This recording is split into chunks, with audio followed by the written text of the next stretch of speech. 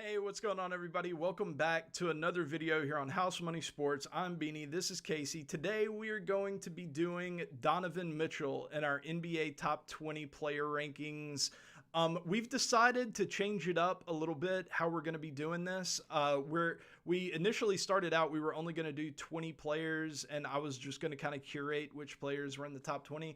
But to make it a little bit more organic and to extend the series a little bit, we're going to do a wide variety of players, and we're going to kind of keep this a running series. So once we get done filling out our top 20, we're going to keep going and talking about different players. And if we think that they're worthy of being a top 20 player, then we'll throw them in, kick somebody out, and just kind of keep it going. So here on House Money Sports, we just kind of have a running list of the top 20 players in the NBA. So yeah, that's the way this is going to work now. Just kind of a little bit of housekeeping before the video starts. But yeah, Donovan Mitchell today. Let's go ahead and check out his highlights and talk about him. All right. Yeah, Donovan Mitchell's getting a lot of buzz around the league and in NBA media. So I was wondering when these highlights started, I was like, why is this highlight starting with a free throw? But that play was sick. That was sick. Getting your own rebound and just like throwing it up like that. And I think he got was that at the buzzer?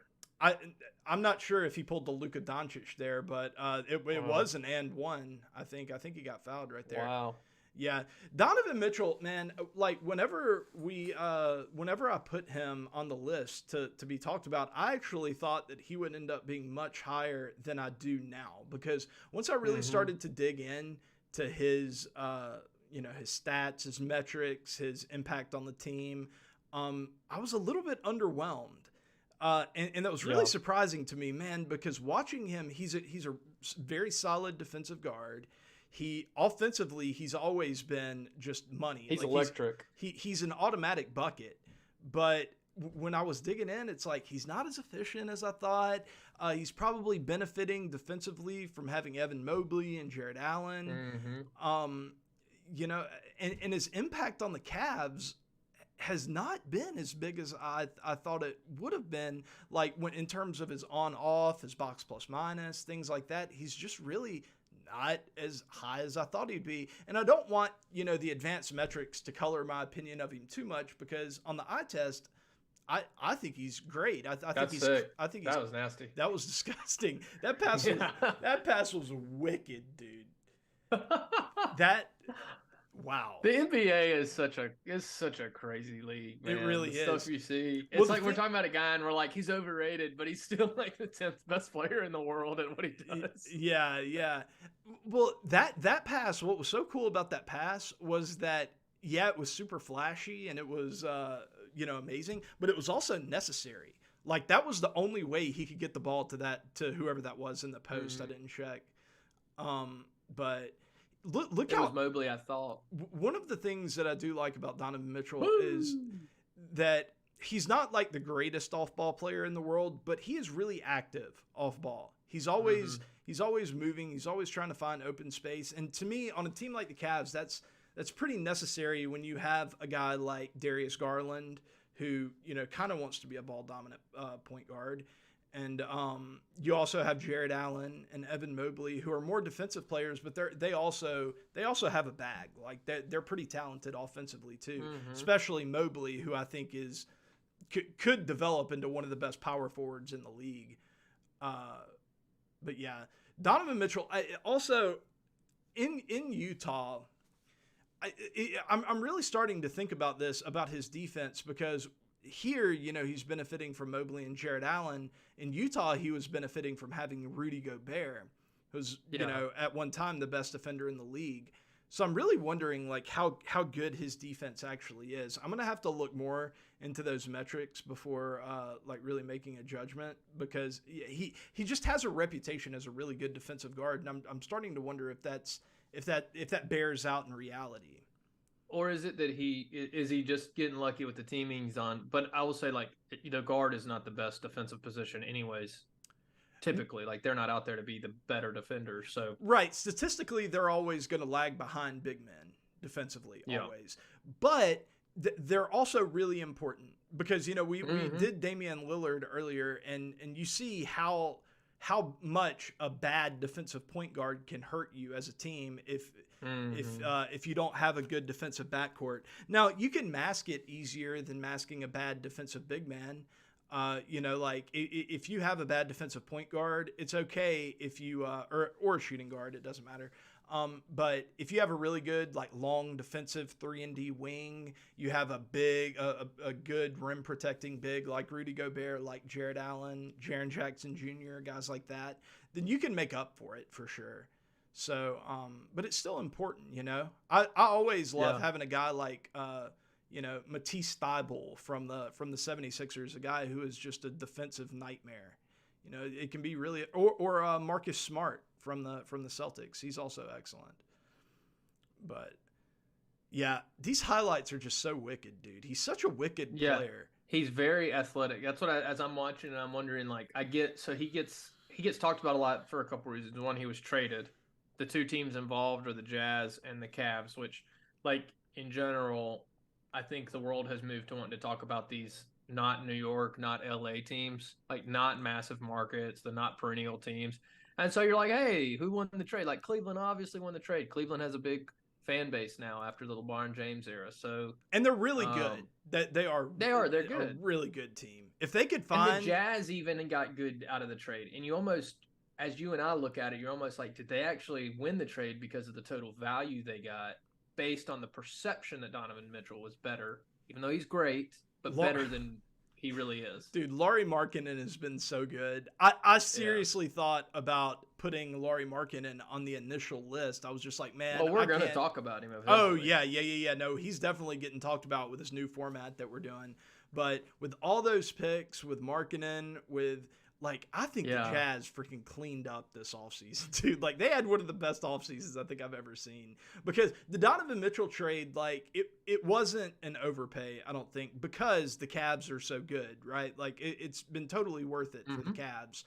But the Jazz got a king's ransom for Donovan Mitchell. A king's ransom. And then they did even better in the Rudy Gobert trade, because Rudy Gobert has not been good this year. And, I mean, they got I forgot what the exact trade was. It was like 4 for unprotected first round picks, 2 pick swaps, plus like a bunch of players.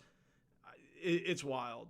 It's wild, dude. They had such a good offseason. But talking specifically about Mitchell, I don't know, man. I think he's going to end up, I'm going to reluctantly end up having him at the bottom of the list. He is going to be kind of exposed to maybe eventually getting dropped off the list. But it's so hard to say that when the guy just a couple weeks ago dropped 71 points. 71 points, dude.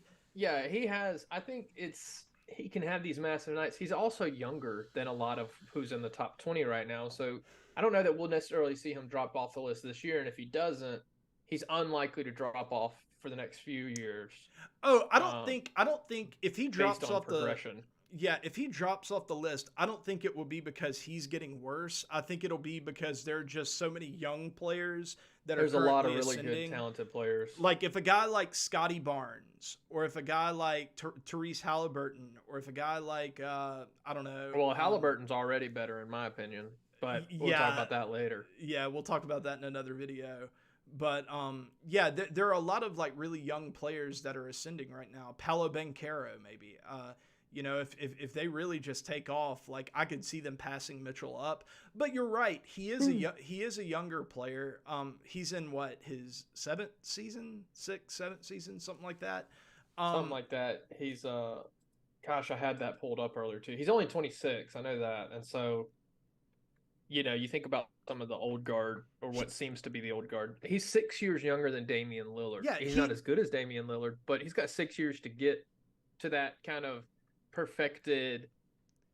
Because Lillard's not great, but like Lillard is who Lillard is now. I don't think Donovan is who Donovan is yet. I think we're still seeing. Yeah, like he is at the very infancy of his prime. Like he is just now getting into his prime. So yeah, guys, basketball is so much better for athletes than football is. In football, we're like, he's got like 1 year left, and then he's basically dead. Yeah, as a running back, everybody's talking about Bijan Robinson in this year's draft, and what is he, 24? No. He's a younger player, I think. He's a younger guy. But he's a running back, so you're like some team is probably going to end up taking him in the top 15, and they're going to have him for 3 years, and then his knees are going to fall apart. Like well, they're going to run him. Derrick Henry is like one of the exceptions to me. Well, he's like a guy who can get absolutely run to death. Derrick Henry is the exception to everything. Yeah. Like if you have any category in life, he is the exception to it. But yeah, man, it's just it's so like, hard. I don't see anything crazy. You know, like when we were watching the Damian, like I see these crazy drives and passes and things, but like on his 3-point shots, like I don't think he's a particularly great 3-point shooter, and so that's compared to the best players in the world, that's a ding on him. Because I'm just seeing very standard, like. By the way, this looks like goaltending right here. Oh no. Okay, it was out of the halo. That's not goaltending. No, I agree. He is a flashy player at the rim. What? Like that's at the rim. Yeah. He is electric. I mean, if I lived in Cleveland and went to games, I'd be stoked when he's on the floor. Like I'd be really enjoying watching that. Yeah, and I really don't want to, like, if we ever get any Cleveland people on here, I don't want people to think that we're just crapping on Donovan Mitchell, because like coming into this, I thought he was going to be top 10. I didn't think he'd be top. I thought I'd have him ranked like 12th. Okay, but did you think when you looked at the list and you saw Damian Lillard and Shea, and we said that's who we're going to start with, and then we were like, and Donovan will be the third guy, I thought in my head he'll be above those two. I thought he'd be above Shea. Okay, that's the end of the highlights. I thought he'd be above Shea, below Damian, just because Damian has such a pedigree. You know what I mean? I think those two will end up paired together almost. We talked about it again before we started today, that they're so razor thin, the differences on their statistical output, that I'm thinking like it's like if you're going to go above Shea, you're also going above Damian, and if you're going to go below one, you're going below both. Yeah, but these are the things that really surprised me when looking at Donovan Mitchell. If you look at his on-offs this year specifically, like his best year was his rookie season in terms of his on-off. I mean, he was a plus 8.5 per points per 100 possessions, which was in the 90th percentile. Since then, he hasn't been better than the 65th percentile in terms of on-off. Now, and it's not like he's been on bad teams either. These Utah teams were good. Like they were the 1 seed in the Western Conference one of these seasons. And you know, he's like I don't remember the 2021 season, but he was just flat out bad that season in terms of on-off. And really, he wasn't a ton better. That was the shortened season, right? Yeah, that was like the really crazy short. And he did have, I know in one of these 2 years, he had some injury issues that he was dealing with. So that probably explains the drop off. This year, he's gotten back to where he's been in his career, but he's still only 2.1 point. The Cavaliers are only 2.1 points better when he's on the floor. Like, that's good. That's 65th percentile. It's well above average. But is it elite? No, it's not that. But this isn't the end all be all, because like I said, this is a team stat. It matters a lot who you're playing with, like what rotation you're playing with. Because if he's playing a lot of minutes without Jared Allen, without Evan Mobley, without Darius Garland, if he's playing a lot with guys like Isaac Okoro, if he's playing a lot with some of those other bench, Chetty Osman, guys like that, then that may be dragging down his on-offs a little bit, you know. But it does seem to be kind of consistent throughout his career that he's just not the player that your team isn't going to pop off whenever he's on the court, generally. And then you look at all these other stats and they're good. Like if you look at his just his raw stats, like 26 points per game, 4.5 assists, basically 5 assists and 4 rebounds. Then you look at his efficiency, like he's a good 3-point shooter. He's a decent, yeah. I mean, honestly, I would even go as far to say that he's a good 3-point shooter, considering 39%, which is he's 38.6% on 9.3 attempts per game. Like that's a lot of threes that you're shooting per game. Yeah. So we talked about how Alexander's numbers improved, but he's shooting a lot less threes. So it does make that even more impressive because he's still a better 3-point percentage than SGA, but his true shooting is lower a little bit. I mean, it's razor thin. He's less points per game, less per same. Well, he's a little bit better rebounder than SGA, but same as Lillard. Whenever I say we're probably keeping those two guys right there together, the big difference comes to me in box plus minus and win share per 48. He's just objectively lower, like you said. The same thing as his on off would be the same deal. He's just not as okay. and is it because the Cavs are just that good? Maybe that's the case. Yeah, maybe it's because the Cavs are just that good that he doesn't have to be the guy carrying the load like Jokic does in Denver, like we talked about. I will say this. This is where he's really elevated his game this year, is his efficiency. Because for most of his career, he's been about average in terms of his true shooting percentage. Generally, I think about 57% is league average. And that's right around where he is like an average true shooting percentage. This year, he's at 61% true shooting. So that's real good for a guard. Mm-hmm. Like, I mean, it's not like Steph Curry is, elite of the elite in terms of his scoring efficiency. But 61% is nothing to sneeze at. Like, that is very, very good for a guard. So he's really kind of elevated his game, and it's probably because he has more offensive threats around him than he did in Utah. And that's given him more open shots, and he's just been able to really elevate in terms of that. He's also, his VORP is going to be better this year. This is a cumulative stat, so he's going to far surpass anything that he's done before.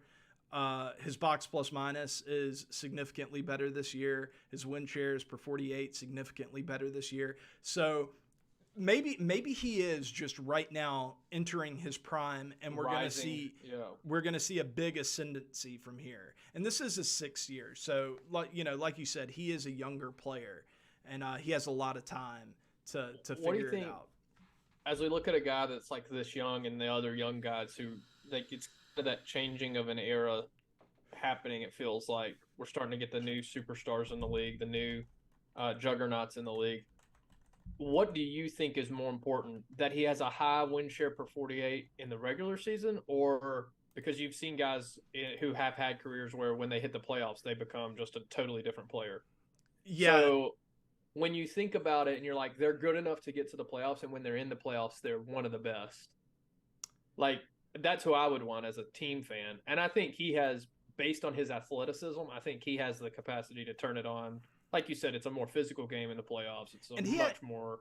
He has a lot of experience in the playoffs, and he's been pretty good. Like, I mean, he's never made it to the championship or anything. Has he ever made it to the Western Conference Finals with the Jazz? I can't remember. I'm trying to think, but okay, playoffs. What was his first season? 18-19? Okay, no, he has not. He's made it to the Western Conference semifinal. In terms of series wins, he is 2-5. He's played in 7 playoff series, and he's 2-5 in those series. He's averaging 28 points, 4.9 rebounds, and 4.7 assists in those series. He has about the same efficiency that he does, maybe a little bit worse. But that's everybody. Everybody is a little bit worse in the playoffs. Just because defense and the physicality ramps up so much.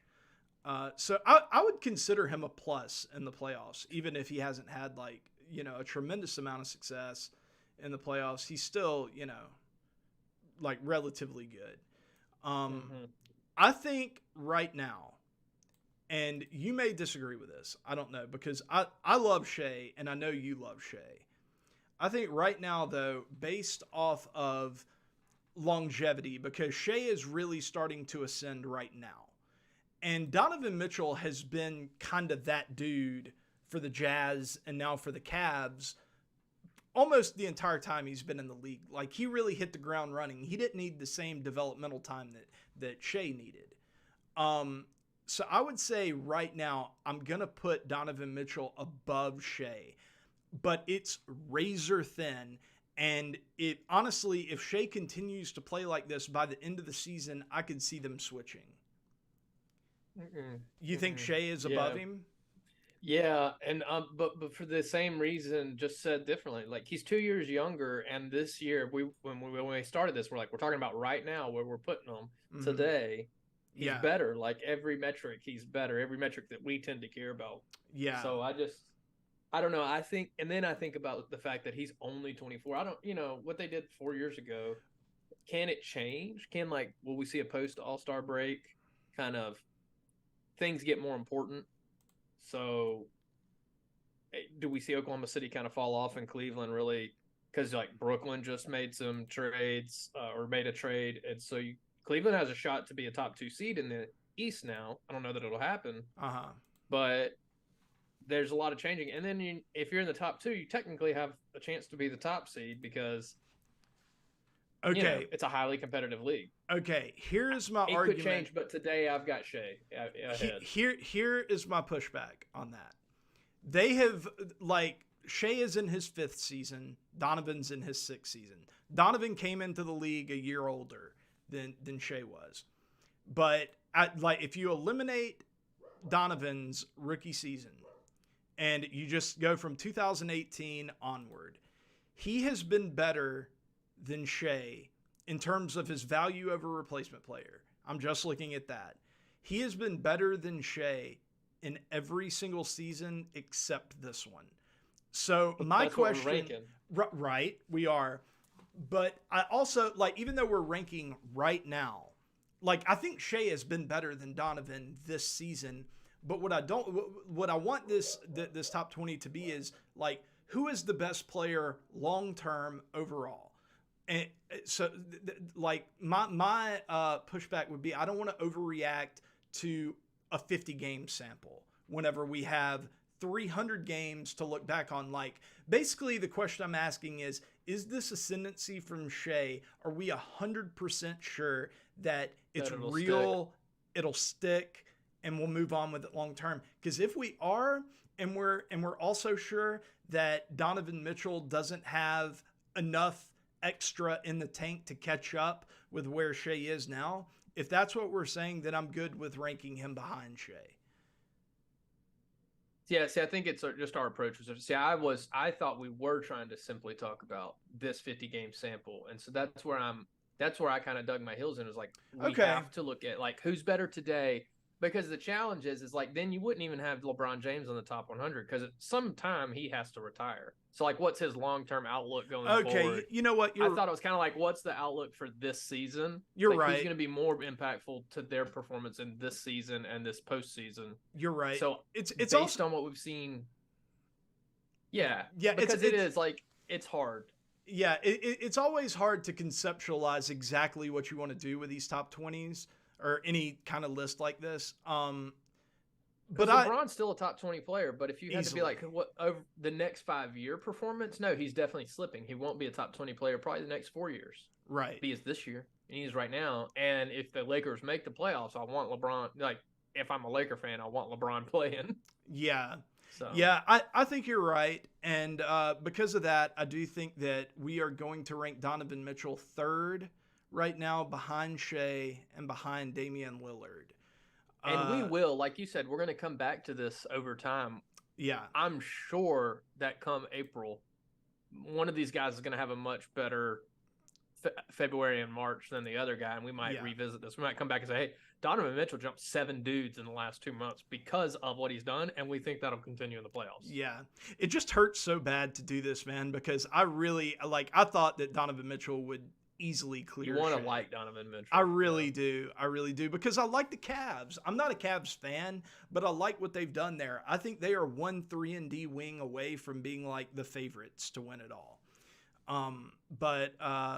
But yeah, I think that's going to do it, guys. Tell us what you think in the comments. Do you agree with us that Donovan Mitchell, out of these 3 players that we've done so far, is the 3rd best? It's hard for me, but I think I kind of agree with Casey that at this point, I think he's convinced me that he is number 3 and will be a little bit lower down the list of the top 20. To those listening, Cade and I have been friends for 14 years. I have never once heard him change his mind and agree with me.